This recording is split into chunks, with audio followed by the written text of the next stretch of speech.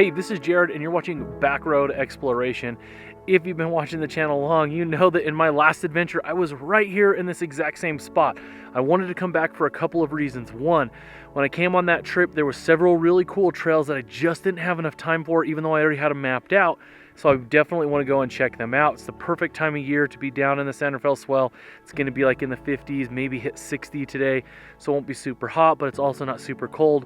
We got like 4 or 5 inches of snow back at home yesterday. So the other part of the reason I want to come here is this campsite is beautiful. I rarely go back to the same campsite. Not because I don't want to, but I just want to go and see more new cool places. But this one was so beautiful. When I knew I was going to come back into this area, I thought, you know what, let's go take the same campsite if it's there, set up. We're going to set up early, we're going to have lunch, then we're going to get out on the trail and do a bunch more exploring. So let's get going. Hold on. We've had this Coleman 60-second pop-up tent for a little while now. It's big, it's bulky, it's really not convenient for those factors, but it's really quick to set up and it fits us all. So now that I've got the fridge and everything set up inside the Jeep, we can't sleep inside the Jeep with us 3 boys, so we're gonna get the tent set up here real quick. There we go, that's good, hold on. Okay.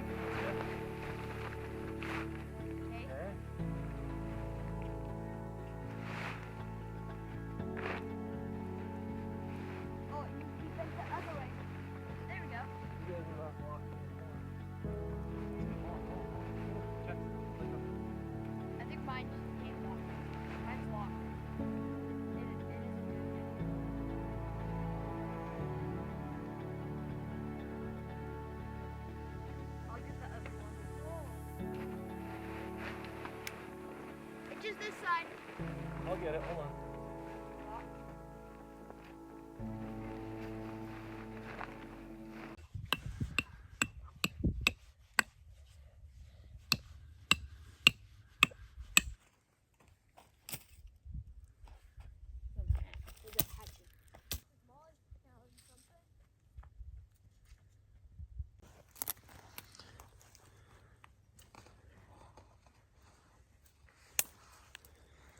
The last time we were here, this was frozen over. Molly went and walked out on the ice all the way across. But it's a couple of weeks later. It's been pretty warm and we had a little snow front come in. I thought maybe with the snowstorm we had this week it would freeze over, but nope.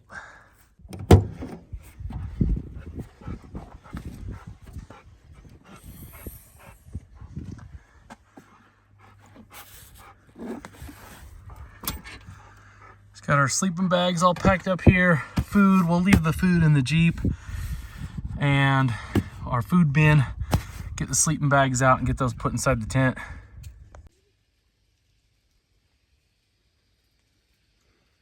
One of the nice things about camping in sand, it's typically pretty soft underneath you. It's already feeling pretty soft, so get our pads blown up. This one's like just a self-inflating one. From Wheelax Adventure Gear or something like that.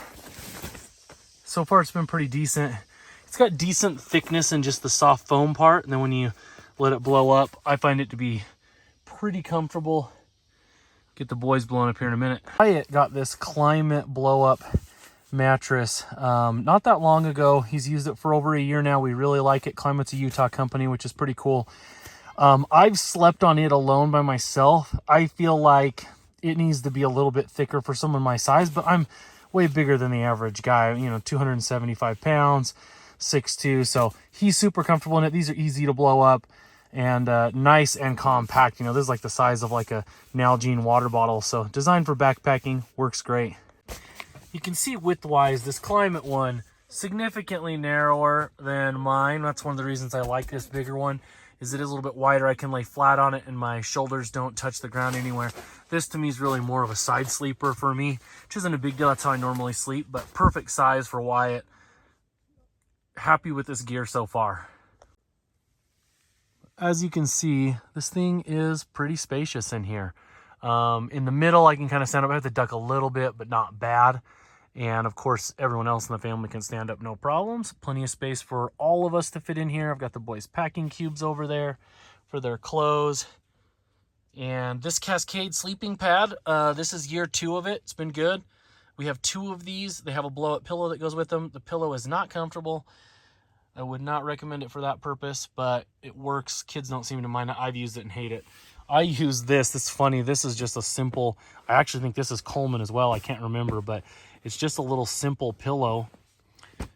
And I find it to be really comfortable. So put it up there, no problem. The fridge is such a luxury item. It's definitely not a necessity, but I love it. It's so handy just having, you know, nice, just keeping stuff nice and cool all the time, not dealing with ice. I'm always like getting my hand wet and stuff. I'm going to get the boys some, you know, Go-Gurts and some string cheese stuff, get a little protein in them, help fill up with the sandwich. And having the convenience of having the fridge just right here, it's great. Well, we had a good lunch and camp is all set up. Everything's ready to go there. Now it's just time to head back on the trail. Like I mentioned in my previous trip when I was down here, there was a couple of places that I wanted to stop and see. Now, the first one is the Wedge. It's an area I've been to once or twice. Really beautiful. They kind of call it like the little Grand Canyon. And it's really beautiful, epic views out there. It's a Friday afternoon, so I'm guessing some people will be settling into camp there, but I just want to get kind of, you know, just go check it out, show it to the boys. They've never been there, and then we'll do some more exploring around it. There's kind of some trails that run along the rim of the Wedge so that you can get a bunch of different overlooks. I've only gone to one overlook and then left, and so I want to go back and check out all of those overlooks and then make my way. We'll start making our way back towards camp this evening. And then all of the trails we've got tomorrow are all trails that I was hoping to get to on my last trip down here and wasn't able to. So should be a really good day out on the trail.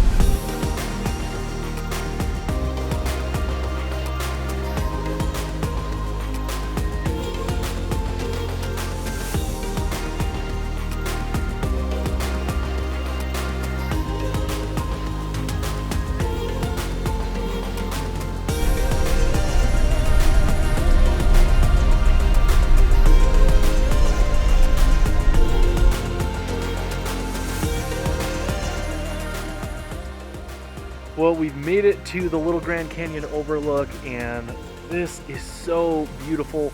I call this area the Wedge, and it's just this huge cut where the river goes through this canyon. The views are absolutely stunning.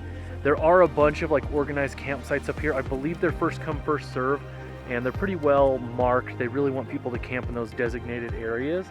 I would thought it would actually be a lot more busy. I've only seen one rig up here where it looks like people are camping. Everything else seems to be open. But check out how beautiful this is.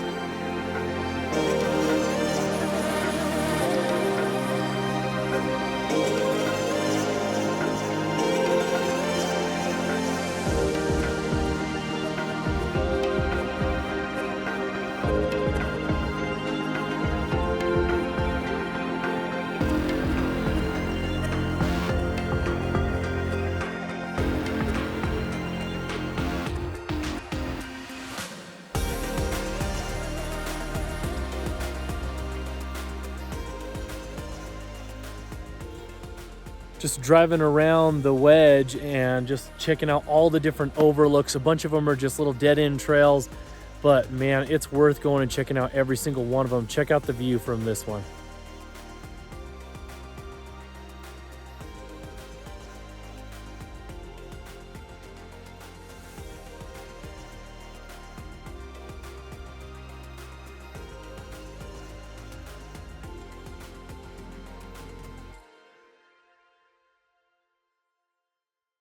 It's cool, this trail just kind of runs right along the edge of the Little Grand Canyon. So, you know, right ahead looks normal, but check this out.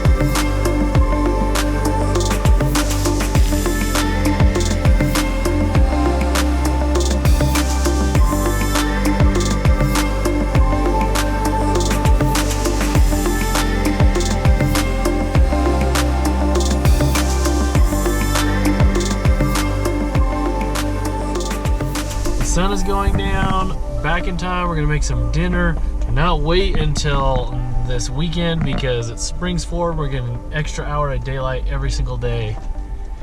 Not a bad campsite to be coming back to though, right here.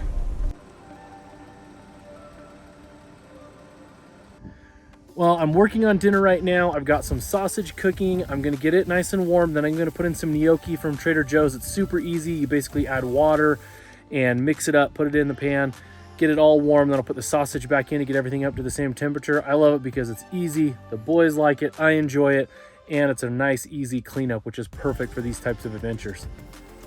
Well, I'm definitely no gourmet chef, but I'm really liking this. I thought it was gonna be way more soupy than it is, but it actually, gnocchi soaked up that water pretty good and it's quite tasty. The boys are loving it.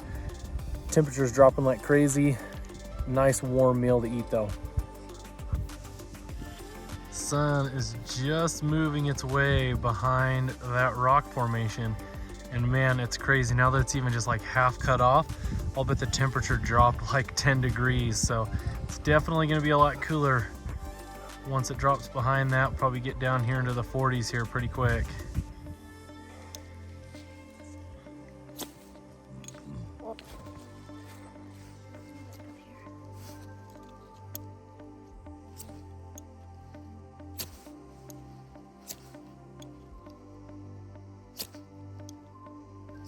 It's like right on it.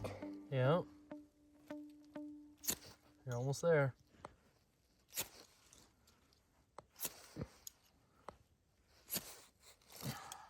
So close. That was a good one.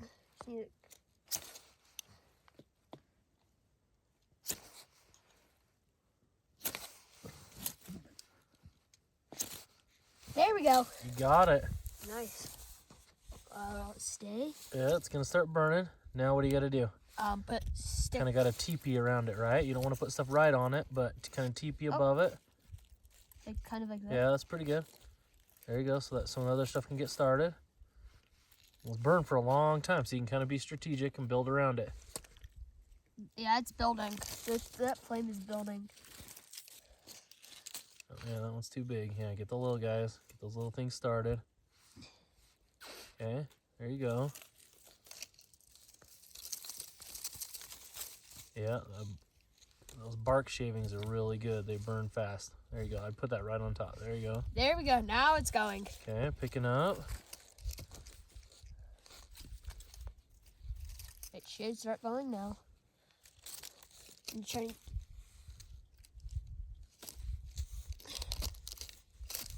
So for fire, you need 3 important things. What do you think it is?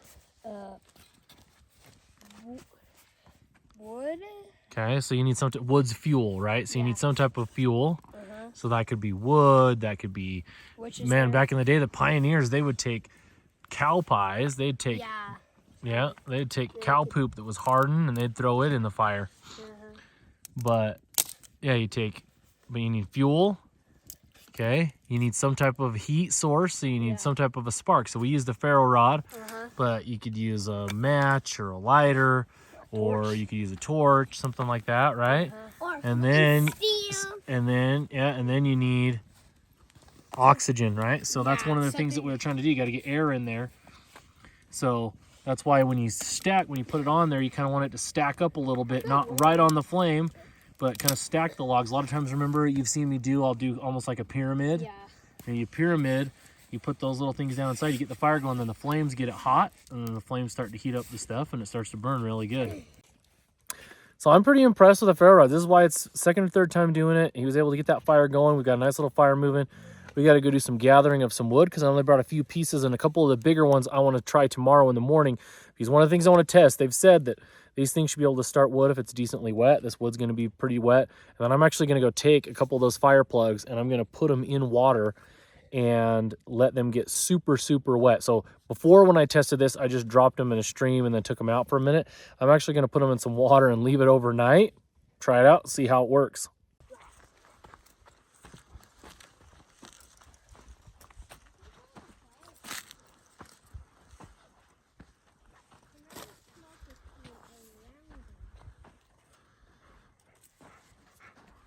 I'll put this back in the bench. Good little fire we got going, warming us up. Definitely feeling nice. It's in the low 40s right now. So we've got 2 of the Bigfoot Bushcraft fire plugs. Empty kid's bottle of Gatorade, so there's probably a little bit of residue in there. Not sure if that makes any difference. Gonna drop them in here, fill this thing up with water, cap it, let it sit overnight. See how these things start in the morning. All right, I've dropped 2 of them in. Well, I've got 2 of them in there. They're definitely towards the top, so we'll see what happens if they expand, get way bigger.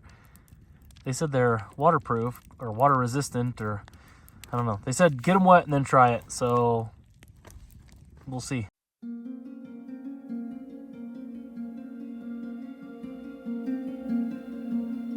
If you enjoyed this adventure, please like and subscribe. And if you would like to follow me on the day-to-day, you can do so on Instagram at Backroad Exploration. Thanks so much for watching.